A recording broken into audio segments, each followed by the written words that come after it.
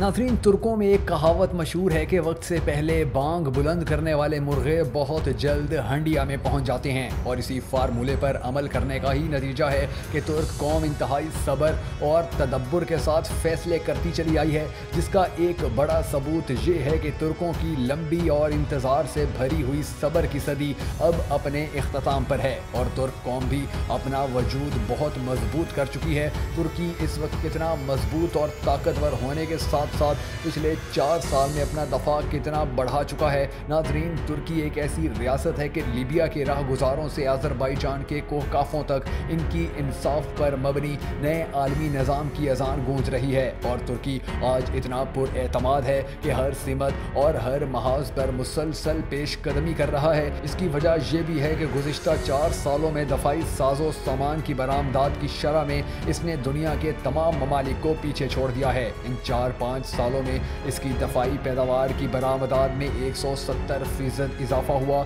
जबकि अमेरिका, रूस, Germany, France और चीन मिलकर इस अरसे में अपनी दफाई पैदावार की बरामदात में महज 75% तक ही इजाफा कर पाए हैं। पिछले साल तुर्की ने सिर्फ असलहा और दफाई पैदावार की बरामदात के जरिए $3.25 अरब कमाए थे, और तुर्की के बेहतरीन मयार का अंदाज़ा आप इस बात से लगा लें कि इसमें से $750 करोड़ के साजो सामान का खरीदार अमेरिका था। तुर्की की 5 दफाई सनती कंपनियां इस दुनिया की 100 बड़ी कंपनियों की फहरिस्त में शामिल हैं। इसके साथ साथ विजन 2023 के तहत तुर्की ने सिर्फ दफाई शोबे में अपनी बरामदात का हदफ $10 अरब रखा हुआ है। दफा के शोबे में तुर्की की खुद इन्हसारी का ये आलम है कि इसकी बरामदात में 48% तक कमी हुई है, और यही वजह है कि इस वक्त तुर्की की दफाई ज़रूरियात का फ़कत 35% हिस्सा दरामदात पर मुनहसर है, और अगले 3 सालों में वो इसमें से मज़ीद 10% कमी करते हुए अपनी दफाई ज़रूरियात का 75% हिस्सा